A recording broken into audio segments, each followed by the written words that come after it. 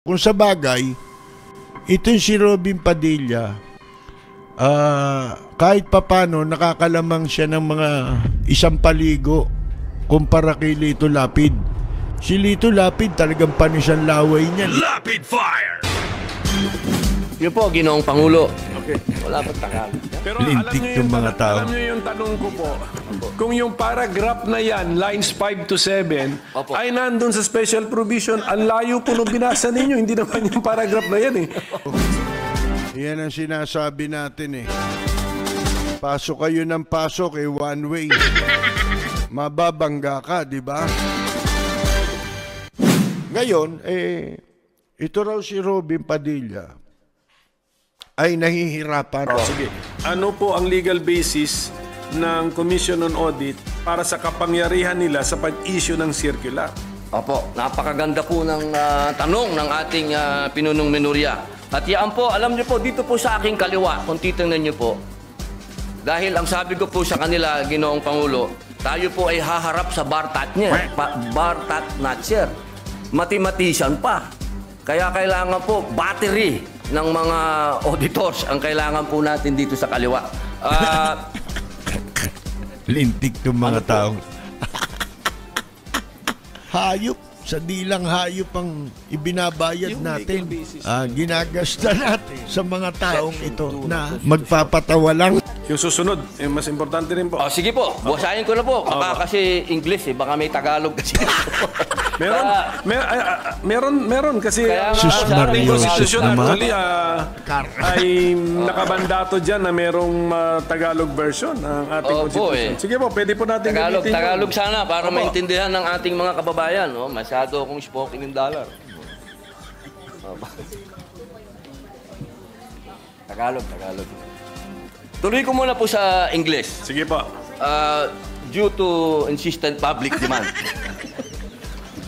Therefore, and promulgate accounting and auditing rules and regulations, including those for the prevention and disallowance of irregular, unnecessary, excessive, extravagant, or unconscionable expenditures or uses of government funds and properties.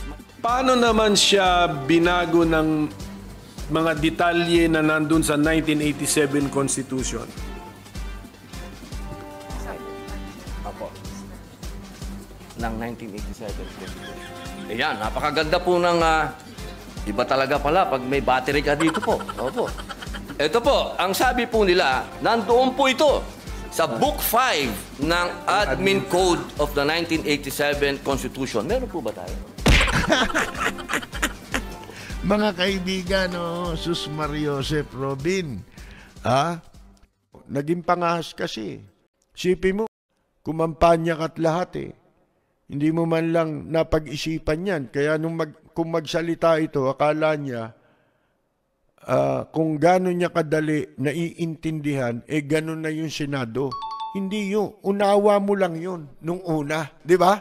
Yun lang ang pagkaintindi mo. Kasi nung dati, para ka palang palaka. Di ba?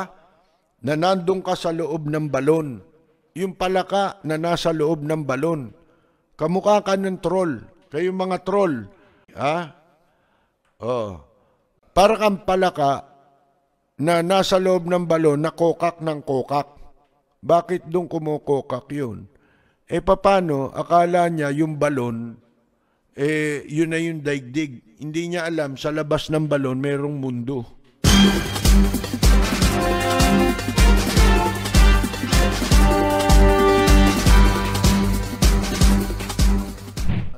Hindi niya kayang, hindi niya kayang ipagtanggol yung sarili niya. Paano mo didepensyahan ng panukala mong batas? Diba? Maglolokohan kayo. Magsasang-ayunan kayo, kamukha ni Lito Lapid. Pag nakita niya marami nagtaas ng kamay, doon na siya sasali. Kasi marami nang magpapaliwanag. Hindi na niya kailangan. Pag nakita niyang maraming pumalakpak, palakpak din siya. Nakita ko pa palakpak ni Lito Lapid. Akala mo yung palakpak ng yung mga mayayamang tao. Yung ganyan, No? Walang tunog, mga kaibigan. Yun po eh. Yung pasosyal, mga kaibigan. Si Ramon Revilla, nung naging senador, ano sabi sa media? Sabi, bahala na kayo sa akin ha. Alam niyo naman, wala tayong alam dyan. Mga kaibigan, lintik na mga tao ito. Ang lalaki ng kinikita niyan. Pinasusuweldo ng taong bayan. Ha? Pagkatapos ganyan na sasabihin ninyo, nakaupo na kayo, buisit kayo. Dapat pinagtapat nyo yan eh. Nung hindi pa kayo nauupo, di ba? Ako, walang kaalam-alam dyan eh. Ha? At hindi ko alam eh. Englishan dyan eh. Katulad si Dolphy, di ba? Sabi ni Dolphy, ang kinatatakot ko, baka manalo ko eh. Pero hindi ko alam ang gagawin ko eh. Kaya sayang lang ang boto ng tao sa akin eh. Sipin ninyo si Dolphy. Si Dolphy, wala rin ganong aral yun. Mga kaibigan, pero meron siyang sentido komon. Meron siyang pakiramdam. Na alam niya ang kanyang limitasyon. Kaya yun, doon ko isa ginagalang si Dolphy hanggang ngayon. Dahil doon sa kanyang katapatan sa sarili. Hindi niya niloloko sarili niya. Hindi ako conforme sa English na siya ang sa lahat ng pagkakataon. Kasi hindi naman yan ang sukatan ng karunungan talaga eh. Pero wag mong ituring na yung komo hindi ka marunong ng English, tapos yung marunong mag-English may sapi. Ba hindi totoo yun? Ang katotohanan yan, yung English, ginagamit yan talaga dyan sa Senado.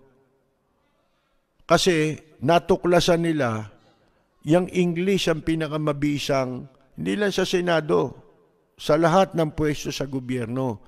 Iyan ang pinakamabisang wika sa panloloko. Kaya naaawa din ako sa wikang English pag dito ginamit sa Pilipinas. Kasi yung English, mga kaibigan, pinarurusahan nila Gayong yung English, wala namang kasalanan sa kanila. Ako, yan ang paniwala ko. Sana kung yung English, gamitin nyo sa katotohanan, hindi sa panluloko. Doon, pareho tayo ron siguro, kaya lang hindi niya kayang ipaliwanag yun, yung paliwanag natin. Di ba? Ito po, si Percy Lapid. Maraming salamat at magandang gabi, Delphine Lorenzana.